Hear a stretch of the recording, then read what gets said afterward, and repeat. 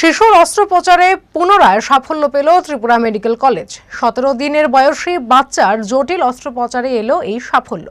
শিশুটির জন্ম হয় তেলিয়ামুড়া হাসপাতালে। সেখানে জন্মের পরে দেখা যায় শিশুটির একটি টিউমার রয়েছে, ফলে রেফার করা হয় জিবি হাসপাতালে। শিশুটির যখন 15 দিন বয়স, তখন জিবি হাসপাতাল থেকে রেফার করা হয় ত্রিপুরা মেডিকেল কলেজে। সেখানে ডাক্তারবাবুরা পরীক্ষা করে দেখতে পান শিশুটির জন্ম থেকেই মলদ্বারে একটি বড় টিউমার রয়েছে। পরীক্ষা নিরীক্ষা করে অস্ত্রোপচারের সিদ্ধান্ত নেয় ত্রিপুরা মেডিকেল কলেজ হাসপাতালের শিশু বিশেষজ্ঞ অনিরুদ্ধ বসাক। ডাক্তারবাবু বলেন, শিশুটির ওজন ছিল কম, মাত্র 1.7 কেজি। ফলে অপারেশনের ঝুঁকিও ছিল বেশি। প্রায় 2 ঘন্টার মতো সময় নিয়ে অস্ত্রোপচার করার পর বর্তমানে শিশুটি সুস্থ আছে।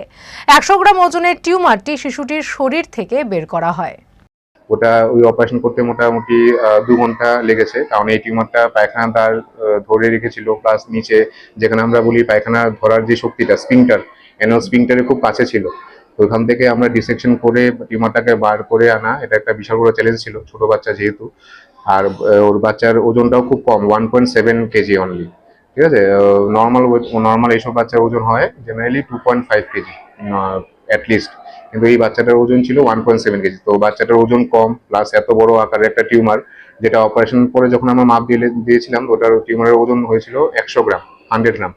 বাচ্চার অপারেশন আগে ছিল 1.7 কেজি, এটা অপারেশনের পরে এটা হচ্ছে 1.6 কেজি। তো 100 গ্রাম রিডিউস হয়েছে আর কি।